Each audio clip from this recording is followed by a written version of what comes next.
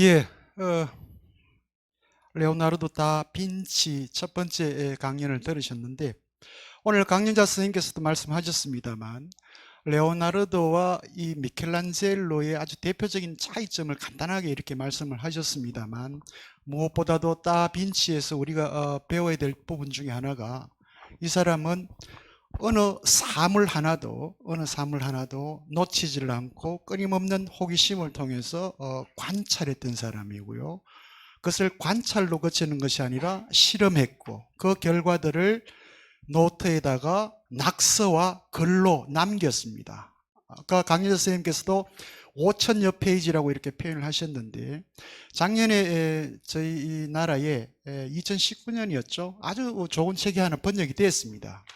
월트 아이작슨이라고 하는 전기 작가인데, 이분이 레오나르도 다 빈치 한 1500여 페이지가 넘는 엄청난 양의 다빈치에 대한 전기 이 작품을 출판을 했어요. 거기에 보면 레오나르도 다빈치가 남긴 글이 7200여 쪽에 달한다. 그렇게 이제 이렇게 표현을 할 정도로 엄청난 메모 능력을 갖고 있었던 사람이고요. 미켈란젤로와 달리 엘리트적 코스를 교육을 받지 않았고요. 한 번도 제대로 교육을 받아본 적이 없기 때문에 바로 이 다빈치한테 교육은 자연이었습니다. 그 자연 중에서도 아마 우리 강여자 선생님께서 말씀하셨던 그 고향이었던 것 같고요. 그래서 그 고향 강에 물길 하나 그리고 나뭇잎 하나 놓치지 않고 전부 관찰했고요. 그것들이 마지막 생이 마감되는 그때까지 계속 끊임없이 이 레오나르도 다빈치의 삶을 지탱했던 부분이었던 것 같고요. 결국 오늘 마지막 부분입니다. 생 끝날 때까지 완성하지 못했던 모나리자죠. 모나리자. 이탈리아로서는 좀 불행입니다만 프랑스로서는 바로 이 이탈리아 르네상스를 프랑스로 옮겨가는데 가장 중요한 역할을 했던 이 프랑스와 1세죠. 지금 루브르 박물관 가장 대표적인 게 바로 이 모나리자인데, 여러 가지 해석이 있습니다만 오늘 강재 선생님께서도 이 모나리자와 관련된 부분들을 그렇게 여러분들이 자세하게 설명을 하지 못했기 때문에 오늘 토론 시간에 가능하면 여러분들에게 좀 더 관련된 답변이 있었으면 좋겠다는 생각을 해봅니다. 오늘 토론은 저희 타블라 라스 칼리지의 김영찬 교수께서 진행해 주시겠습니다. 예, 마이크 넘기겠습니다. 네, 자 이제 이번 주부터 피렌체가 낳은 두 천재 화가들 이야기를 4주 동안 진행을 하는 첫 시간입니다. 천재하면 천하에 재수 없는 인간들 그러는데, 자, 이 두 사람은 단순한 천재가 아니고 거의 어벤져스급 천재들이기 때문에 이분들의 삶과 예술 작품에서 우리가 읽어낼 수 있는 것들이 다른 어떤 천재적인 작가들보다도 더 많을 것 같습니다. 이제 지금 우리가 다루고 있는 영역들이 르네상스, 지난주까지 문학 작품들에서 르네상스에 대한 내용들을 알아봤고요. 이번 주부터는 예술 작품 속에 나타난 르네상스의 정신, 르네상스의 시대상을 알아보는 시간입니다. 앞에서 여러 가지 우리 강연 내용 다빈치에 대해서 해주셨는데, 자 일단 제가 마이크를 잡았습니다. 마이크 잡은 사람이 왕이죠. 제가 알고 싶은 거 한 두 가지 질문하고 시작을 드리겠습니다. 우선 이 다빈치라는 사람 굉장히 생활이 깐깐했다라는 이야기를 저 책에서 봤는데, 그 식생활이 굉장히 까탈스러웠다 그러는데 어느 정도였습니까? 그러니까 그 작품을 미완성으로 남긴 게 한두 개가 아니거든요. 그 작품을 미완으로 남겼다는 거는 물론 딴 일을 또 맡은 게 있어서 그 한꺼번에 처리할 수 없어서 그랬다고도 얘기할 수 있겠지만, 미켈란젤로하고 또 그 면에선 비슷한데, 자기가 흡족하지 않으니까 작품을 미완으로 남겨놨다, 이런 게 있고요. 또 모나리자라든가 또 그 동방박사 그 경배 같은 거는 사람들이 미완이라고 그러는데 르네상스 개념으로 생각하면 미완해요. 근데 오늘날의 개념으로 생각하면 그 완성품이에요. 꼭 어떤 부분을 마치지 않았다고 해서 미완이라고 안 그러거든요. 그래서 현대 작품 중에는 일부러 여백을 그냥 색칠 안 하고 남겨놓는 경우도 있어요. 그래서 그런 개념으로 본다면 레어 작품은 다 완성품이다. 이렇게도 얘기할 수 있는 거죠. 네. 그 두 사람 어떻게 뭐 라이벌이라고들도 많이 이야기하는데 서로 간에 대해서 어떤 인정한다거나 어떤 감정적으로는 어떤 부분들이 남아 있습니까? 그러니까 제가 이제 내려오는 그 이야기를 보면은 미켈란젤로는 아까도 말씀드렸지만 교육을 많이 받았고 또 단테의 신곡에 대해서 해석할 수 있는 그런 그 능력도 있었고 소네트를 많이 쓰고 이랬는데 그 어느 길에서 레오나르도한테 누가 그 단테 신곡에 대해서 질문을 했다고 그래요. 근데 그때 마침 미켈란젤로가 저기 지나가니까 잘 됐다고 저 미켈란젤로한테 물어봐라.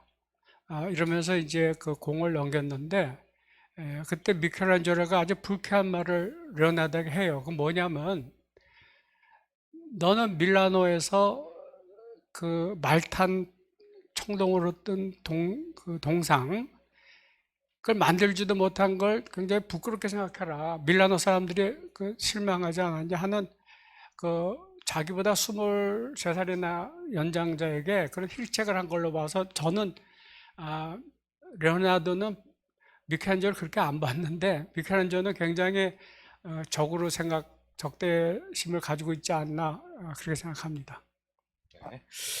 자, 일단 우리 시민분들 질문 온 거 진행하면서 또 혹시 중간중간에 제가 궁금하게 생각했던 것도 한두 개 질문 드리도록 하겠습니다. 우선 이름을 밝히지 않은 분께서 질문을 해주셨네요.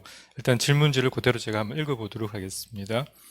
입에 담기도 싫고 역겨운 시절에 살고 있지만 코로나19와 대적하고 있는 의료진 때문에 희망을 가지는 것처럼 잠시나마 예술의 가치와 정서를 느끼게 해준 교수님들의 노고에 감사드립니다. 예전에는 모든 문화가 우리나라보다 서양이 더 우수하고 멋지다고 여겨져 사대주의 사상을 가지게 되었으나 지금은 한국의 미가 얼마나 구수하고 섬세하며 온건한 무엇이 있다는 것을 알게 되었습니다.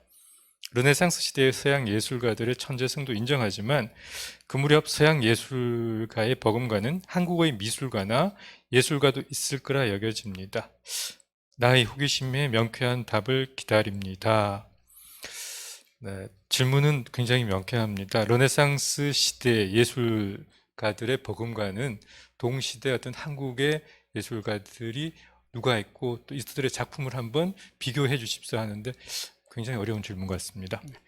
그 질문은 굉장히 막 기분 내키는 대로 한 질문으로 들리는데 이게 그렇게 명쾌하게 답할 수 있는 그 질문이 아닌 이유가 첫째는 한국의 미가 얼마나 구수하고 섬세하며 이렇게 판단적으로 말씀하셨는데 한국의 미에 대해서는 지금도 미학회에서 굉장히 토론을 많이 하죠.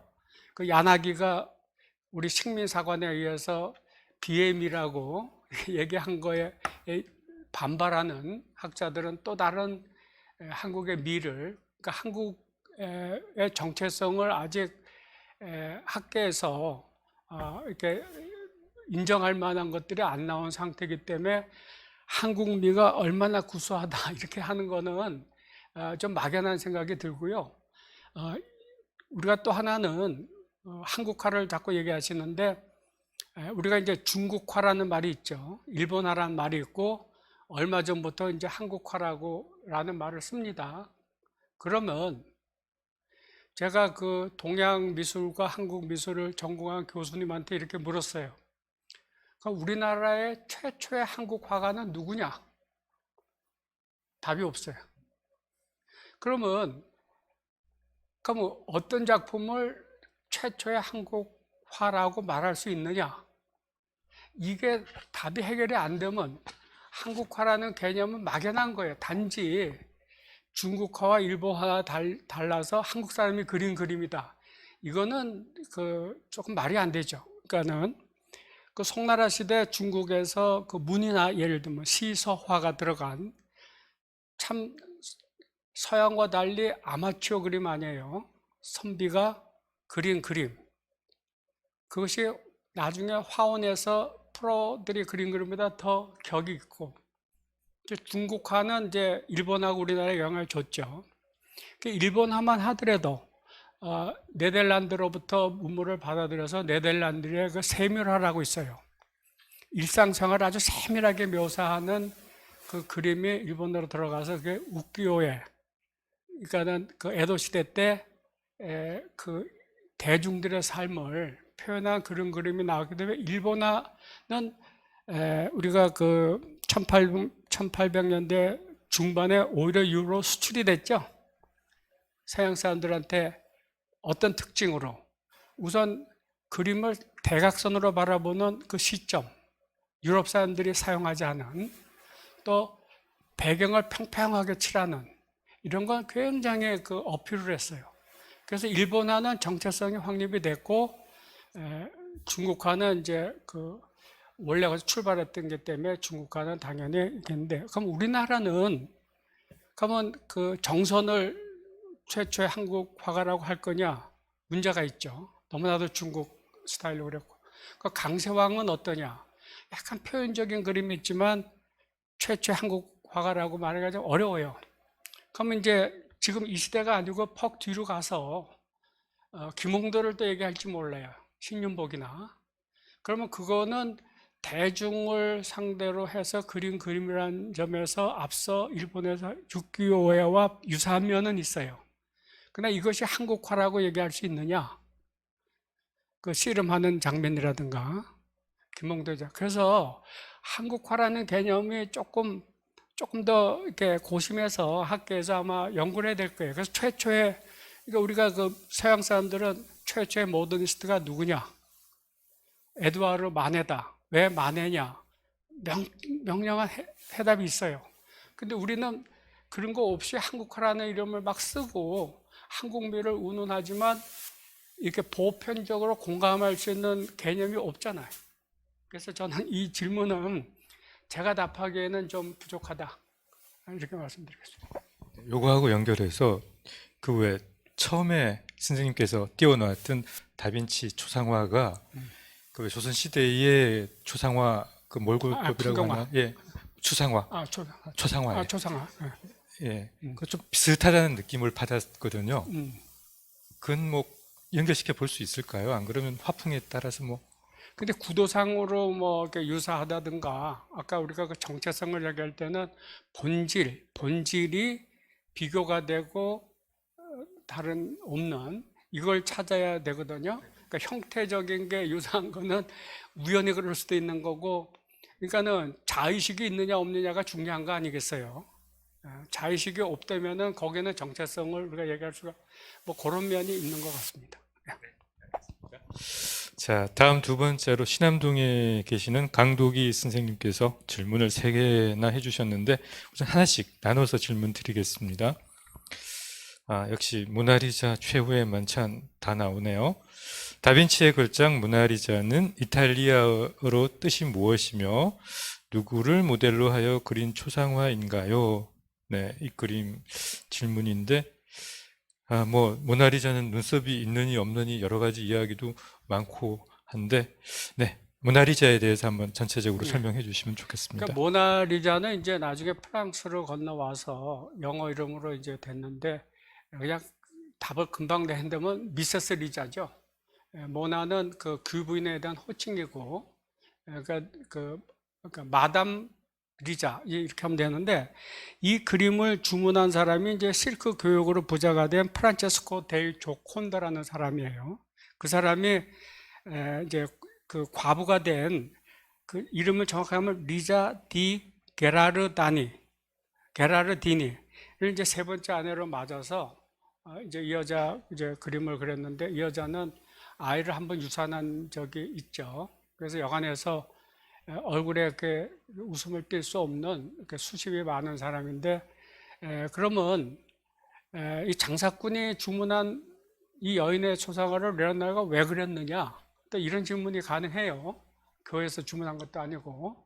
그거는 레오나르도는 이제 여성 섹스 어필하는 여성에 대한 관심이 없죠.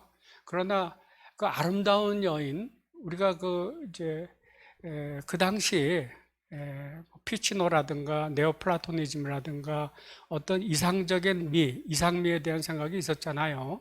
그래서 우리하고 좀 오늘날과 다른 거는 아름다운 모습에는 더 아름다운 영혼이 있을 거라는 이런 가정하에 레오나르도는 이 여인이 아름다우니까 이 여인의 꼭 돈 받고 상인한테 이렇게 하려고 했던 건 아니고, 그래서 못나는 귀분에 대한 호칭이기 때문에 그냥 리자라는 그 과부 여인 조콘디의 세 번째 아내를 그린 거다, 이렇게 생각하시면 되고, 그 다음에 이제 그 모나리자가 약간 여기가 약간 올라가면서 약간 미소를 진 과거에 초상화에 그렇게 미소 진 초상화를 그린 화가 없었어요.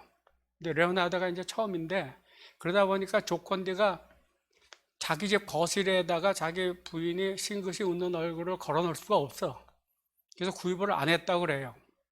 그래서 그걸 이제 자기 개인 소장품으로 레오나르도가 가지고 있다가 이거를 이제 프랑스로 갈 때 동굴의 성모나 등등 몇 점과 함께 이게 같이 가죠.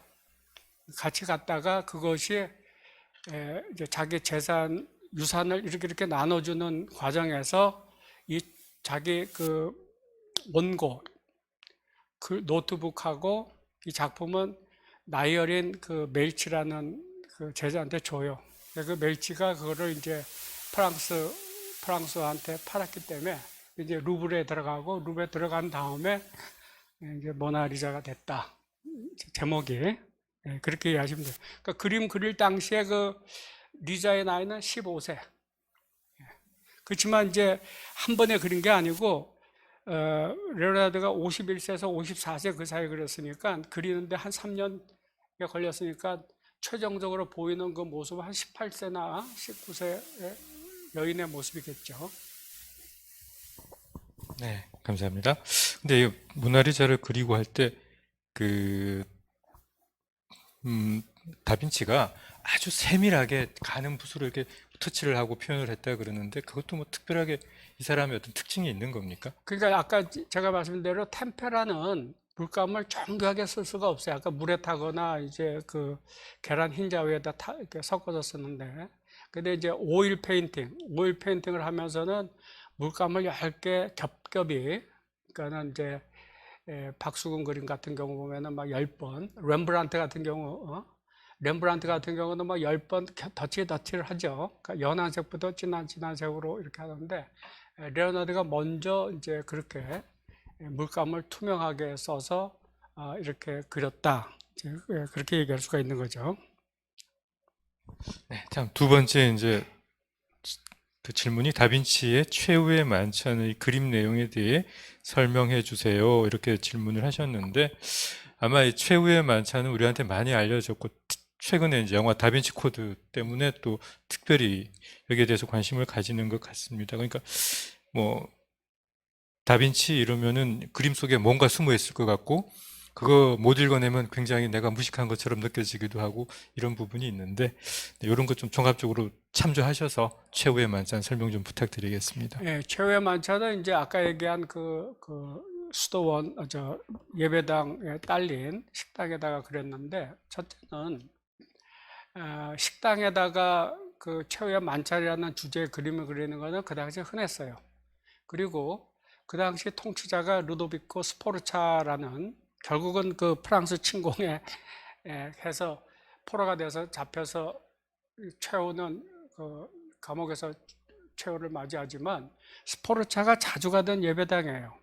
그러니까 밀라노의 통치자가 자주 가는 예배당인데 레오나르도한테 이걸 그려달라고 한 거죠. 그 스포르차는 자기가 죽으면 자기 가족과 그 예배당에 묻히길 원했고, 그래서 이제 그린 건데, 그 앞서 이제 그 레오나르도는 과학에 굉장히 관심이 많다 그랬잖아요. 그러니까 기하학에 굉장히 관심이 많아요. 그리고 대포라든가 무기라든가 도시를 건축했다 하면은 기하 공부가 됐으니까 가능하겠죠. 그런 것들이.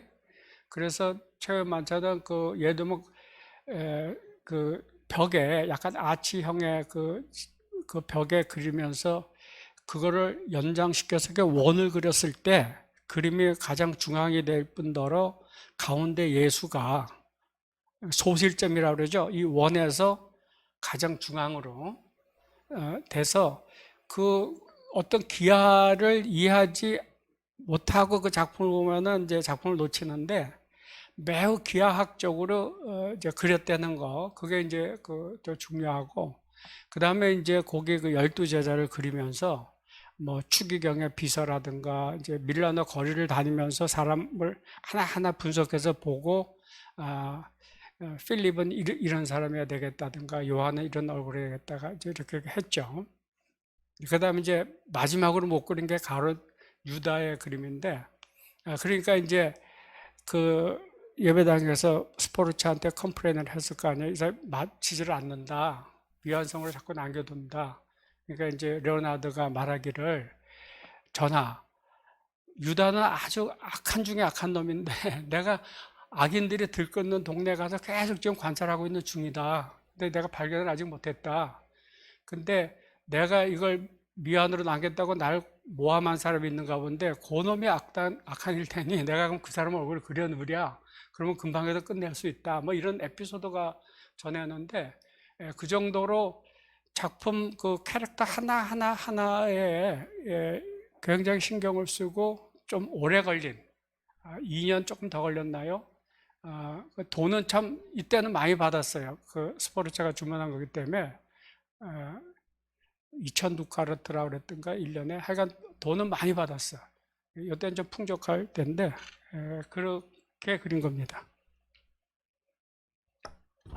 네, 감사합니다. 우선 이 다빈치 하면은 신비로운 인물로 많이 알려져 있는데 그 뭐 전해오는 말로는 말을 굉장히 잘해서 설득력이 아주 뛰어났다 뭐 누가? 이런 다빈치가 이렇게 말이 있더라고요. 그리고 또 굉장히 논리적인 이야기를 해서 마치 사실이 아닌 것도 이 사람이 설명하면 팩트인 것처럼 받아들이는 경우가 있었다라고 하던데. 그거는 저는 좀 금시초문인데 그 글은 그 문법에 좀 안 맞고 철자가 안 맞고 그런 거는 기초 교육을 못 받았기 때문에 그런 거 아닌가. 그리고 나이 40 넘어서 라틴어를 배웠다고 하니까.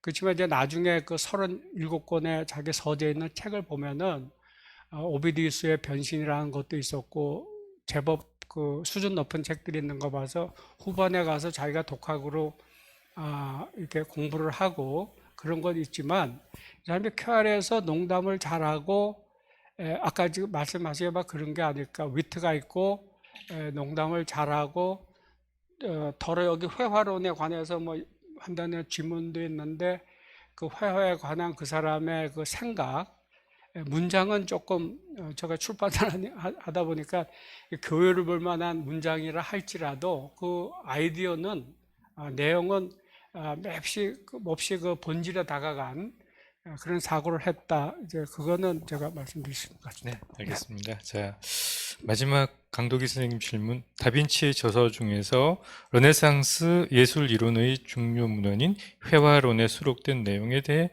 말씀 부탁드립니다. 네. 그러니까 이제 레오나르도는 그 사물을 보고 과학을 굉장히 그 중요하게 생각했거든요.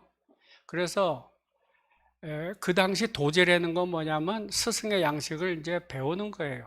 스승이 하는 대로 배워서 나가서 개업을 하면 그리고 어려서부터 막 12살, 13살에 도제로 들어가잖아요. 그러면 그 공방에서 가르치는 기하나 셈본이나 뭐 과학적인 공부는 있을지라도 전반적으로 무식한 사람들이에요.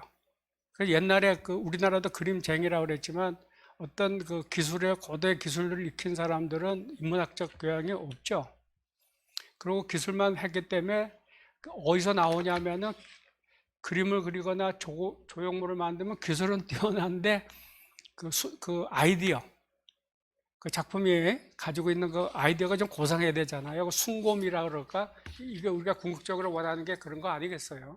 근데 그러한 것들이 안 나와요. 근데 레오나르도는 과학적으로 관망하지 않고 스승의 작품만을 계속 그리는 훈련을 하는 건 뭐와 같다 그러냐면 나침반 없이 항해하는 것 같아서 어디로 갔는지 모른다.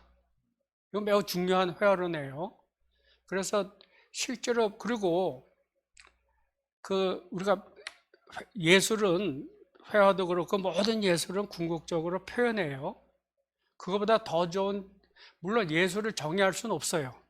그렇지만 만일 정의를 한다면 그 아서 단토 같은 분 예술의 종말 이유라는 책 사실 제가 번역을 했는데 그 비트겐스타인처럼 그냥 정의가 안 된다면 끝이에요. 피어리어드. 그렇지만 최선의 그 정의를 한다 그러면 표현이거든요. 앙리 마티스가 얘기한 대로 궁극적으로 예술은 표현이에요. 그럼 표현이란 뭐냐? 첫째는 왜곡이에요. 왜곡을 하지 않으면 표현이 안 돼. 우리가 연기하는 것도 마찬가지잖아요. 약간 왜곡시키는 거. 사실을 그대로 하면은 참 밋밋하죠. 약간 그 왜곡하는 거. 그래서 그 레오나르도 작품을 보면은 아까도 그 도상적으로 그린 거에 비해서 또 지나치게 표현이 좀 나타나고 그러는데 그 15세기에는 레오나르도의 그 그림 방식은 그냥 선진적이에요. 근데 그러지 않고 다음 세기, 16세기만 가면 이게 이제 대세를 이루어요. 대세를 이루어서 대부분의 그림이 다 표현으로 나와요. 근데 15세기는 얌전할 시대에 레오나르도가 먼저 아까 그 드로잉들 보지만 얼굴의 표정, 인간의 표정 이런 걸로 이렇게 표현하는 이것도 추가로 얘기되면 이제 그때 시인 시모니데스가 말한 회화는 말 없는 시고 시는 말하는 회화다라는 그 격언을 인용하면서 레오나르도는 회화를 침묵의 시라고 그랬거든요. 그러니까 레오나르도는 알게 모르게 문학에 비해서 예술이 조금 낮게 평가되는 것에 대한 반감이 있었던 것 같고요. 그래서 끊임없이 회화가 예술이 문학만큼 같은 이렇게 상하위의 개념이 아래는 걸 끊임없이 얘기를 하거든요. 그래서 그런 그 침묵의 시라는 어떤 단지 눈으로 눈으로 즐거우면 된다는 게 아니고 그런 면에서는 레오나르도뿐 아니라 미켈란젤로도 굉장히 기여를 했죠. 단지 눈여기가 아니라 어떤 이상미, 숭고미 또는 뭐 하여간 그렇습니다. 그렇게 생각이 듭니다. 네, 알겠습니다. 감사합니다. 이제 우리 지금 4주차에 걸쳐서 다빈치하고 미켈란젤로에 대해서 다루는 첫 시간입니다. 이 첫 시간에 다빈치라는 인물과 전반적인 작품 흐름에 대해서 설명을 해 주셨는데 혹시 다빈치에 대한 또 다른 질문들이 있으시면 저희들한테 알려주시면 다음 시간 또 다빈치에 대해서 끝나고 미켈란젤로로 넘어가더라도 함께 그 질문에 대해서 이야기하면서 생각할 수 있는 그런 시간을 갖도록 하겠습니다.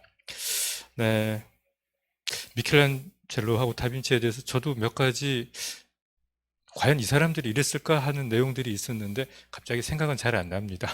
그래서 우리 진행되는 동안에 저도 의문점 나는 것들은 우리 강연을 담당하시는 선생님들께 제가 질문을 드리도록 그렇게 하겠습니다.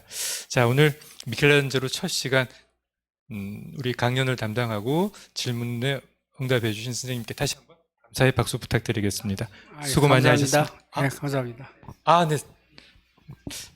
마지막 인사하는데 우리 원장님께서 예, 나는 우리 김광수 대표님께서 강연하신 내용에 관한 거고요. 두 번째는 아까 설명하였을 때 생긴 그런 물음인 것 같습니다. 간단합니다. 두 번째는 먼저 첫 번째 레오나르도 다빈치에 있어서 기술의 개념하고 예술의 개념의 차이가 뭐냐? 나아가서 예술이라는 개념과 학문의 개념의 차이는 무엇인가? 그게 이제 첫 번째 질문이고요. 조금 이론적이긴 합니다만. 그 다음 두 번째 질문은 아까 설명하시면서 미켈란젤로 피에타 말씀해 주셨는데, 이건 내가 개인적으로 늘 이렇게 이해하고 설명하고 했던 거하고 이것을 내가 확인하기 위해서 이렇게 말씀드려 보는 겁니다. 그게 예수의 상과 마리아의 상 차이. 왜 그렇게 미켈란젤로는 그렇게 조각을 했을까 하는 그런 질문입니다. 두 얼굴의 차이. 감사합니다. 첫 번째 질문하신 거는 이제 그 르네상스로 돌아가면은 뭐 다 철학 전공자시니까 아시겠지만은 그 테크네라는 말, 그리스어로 예술이 기술 아니겠어요? 우리가 테크니컬 하다 그러잖아요. 그리고 이제 그 아주 빼어나면은 그 실제와 똑같이 그리면은 이탈리안 사람들은 이게 감탄할 때, 마이켈란젤로 그러잖아요. 마이켈란젤로. 똑같이, 어떻게 완벽하게 그걸 똑같이 하냐. 그래서, 르네상스 시대만 해도 기술이 곧 예술이었죠. 그 기술이 결여된, 그러니까 오늘날, 저도 그림을 그리지만, 저더러 이렇게 스케치하고 드로잉하려면 똑같이 못 그리거든요. 그렇지만 얼마든지 그림을, 이거는 이제 후세 이야기고, 그리고 이제 교수님께서 잘 아시겠지만 그 당시 그 메디시카의 그 후원을 받아서 피치노가 아카데미를 만들어서 네오플라토니즘을 할 때 그 당시 예술은 모방의 모방이라는 아리스토텔레스의 그거를 그대로 따랐잖아요. 그렇기 때문에 예술은 그냥 모방의 모방, 어떤 이상, 미켈란젤로 치면 자기가 생각했던 이상을 모방하고, 어찌 생각하면 그게 더 1차적인 모방이겠죠. 눈에 보이는 걸 모방한 건 2차적인 모방이고. 그래서 이제 그 시대에는 그랬는데, 저는 그 레오나르도 다빈치의 단지 전통을 깨뜨리는 게 아니라 인간의 일그러진 표정이라든가, 메보리코라든가, 뭐 이런 걸 이렇게 그리는 그런 걸 통해서, 이 사람이 보통 사람이 생각하는 그 그림에서의 소재로서의 완벽한 얼굴, 아름다운 얼굴, 비례가 맞는 얼굴을 찾는 게 아니라, 그건 마치 후세에서 그 고갱이 그랬듯이 원주민들에게 코끼리 같은 다리, 그거 아름답다고 생각하는, 그러니까 인식의 문제지 이건 대상의 문제가 아니기 때문에, 그래서 레오나르도 다빈치 작품에서 이제 그런 거가 나타나서 일찍이 표현이, 아까 얘기했지만 예술은 국적으로 표현인데 굉장히 표현적으로 그렸다. 그런 면에서 더 한 걸음 더 나아가지 않나 이제 이렇게 생각하고요. 아까 26세인가 27세 최초로 미켈란젤로가 만든 바티칸에 있는 피에타 같은 경우는 기교면에서는 아주 뛰어나죠. 교회가 원하는 대로 그렸고, 그렇지만 창의적이라고는 생각될 수 없는 게 마리아는 예수가 죽었을 당시 나이가 34세쯤 될 거예요. 그러니까 4년 목회했다 그러면 34세고 뭐 1년 반 목회했다 해도 32세겠죠. 근데 아들을 안고 있는 마리아 자세히 보세요. 26? 25? 그러니까 이거는 실제하고는 말이 안 되는, 마리아는 그냥 처녀고 청순해야 되는 이런 걸로 그렸다는 거, 이런 데를 봐서는 오히려 미켈란젤로는 더 과거지향적인 전통과 기술에 탐닉된 예술을 했다면 레오나르도는 진보적인 걸 했다. 저는 그렇게 대답을 할 것 같습니다. 네, 시간은 다 됐는데 기술 예술 말씀 나오신 김에 요거 한번 또 현대예술 전공하셨다 그러시니까 그 미술 작품에서 화가의 기술, 그림을 잘 그리는 솜씨가 중요합니까? 안 그러면 그 작상을 한 아이디어가 중요한가요? 그럼 제가 이렇게 그거에 대해서는 신뢰를 들어서 답을 하면 너무 쉬울 텐데, 미국의 소울 루비트라는 그 화가가 있거든요. 그 사람은 벽화를 그릴 때 아무나 10명을 불러다가 지침을 해요. 너는 계속 요런 빨간색을 칠하고 가라. 너는 노란색을 여기다 칠하고 가라. 전부 다 10명이 시킨 대로 해요. 그리고 지금 흥국생명 앞에 있는 그 광화문, 이렇게 해머링맨이라는 거 있죠? 망치를 두드리는 거. 그거, 보르포스키 작품인데, 그 만들어 놓은 걸 사온 것 같아요. 그냥 설계도만 왔겠어. 그 사람이 지침서. 이런 재료로, 이런 높이로 이렇게 한 걸 여기서 만들죠. 그러니까, 그렸다, 만들었다는 게 중요한 게 아니고, 그럼 보르포스키가 지시했으니까 그건 보르포스키 작품이죠. 그리고 10명이 이렇게 그렸잖아요. 그리고 전시 끝나면 루비트가 다 지워라, 흰색으로. 그럼 지워요.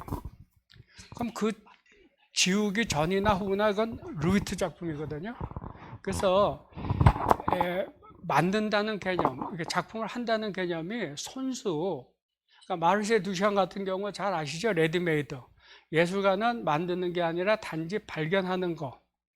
파운드, 레디메이드, 이미 그 성품을 선정하는 거, 사다가 나왔잖아요. 변기. 1917년이죠. 변기를 딱 사다가 놓고 작품이라고, 뉴욕식 앙대빵당이거든요. 인디펜던트 전시회. 그게 큰 사건이죠. 이거 아이디어죠.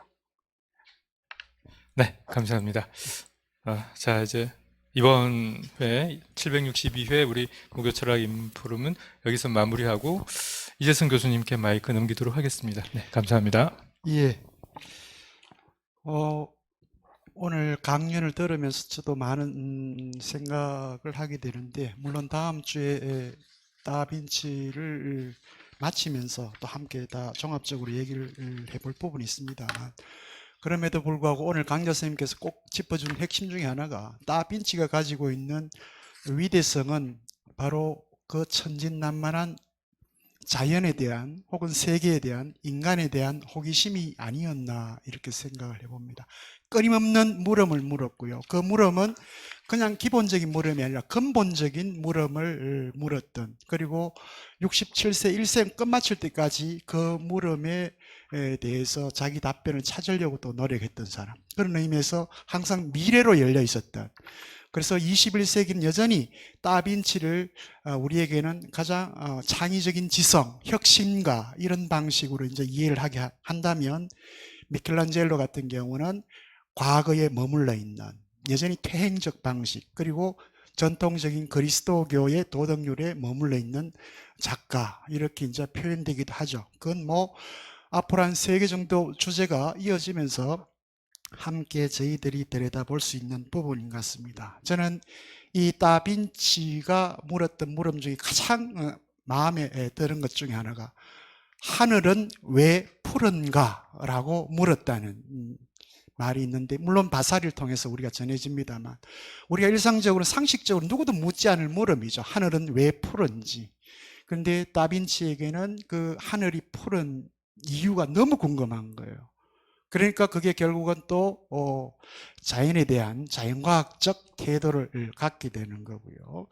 그게 아마 오늘날 아까 우리 원장님께서도 물었던 과학 내지는 학문과 예술, 이것이 따로 구분되어 있는 것이 아니라 예술과 과학을 결합시켰던, 학문을 결합시켰던 가장 대표적인 또 인물이 바로 이 다빈치가 아니었을까, 그런 생각을 해봅니다. 예, 오늘 강연해 주신 우리 김광우 교수님께 여러분 다시 한번 큰 뜨거운 박수 한번 보내주시고요. 다음 시간에는 저희들이 레오나르도 다빈치 정신의 비상 2번째입니다. 경성대학교의 이미애 교수님을 초청해서 다시 한번 더 다빈치를 다룰 수 있도록 하겠습니다. 예, 오늘 이 시간까지 긴 시간 동안 저희 목요철학 인문 포럼을 시청해 주신 시민 여러분들에게 다시 한번 감사드리고요. 이제 곧 뭐 장마철이 끝나고 나면 무더위가 시작될 텐데, 저희들과 함께하는 8월 말까지 여러분들 늘 건강하시고 저희들이 하고 있는 이 인문 포럼을 응원하고 또 성원해 주시기를 바랍니다. 예, 다음 주에 2번째 다빈치 강연을 가지고 여러분들을 만날 수 있도록 하겠습니다. 고맙습니다.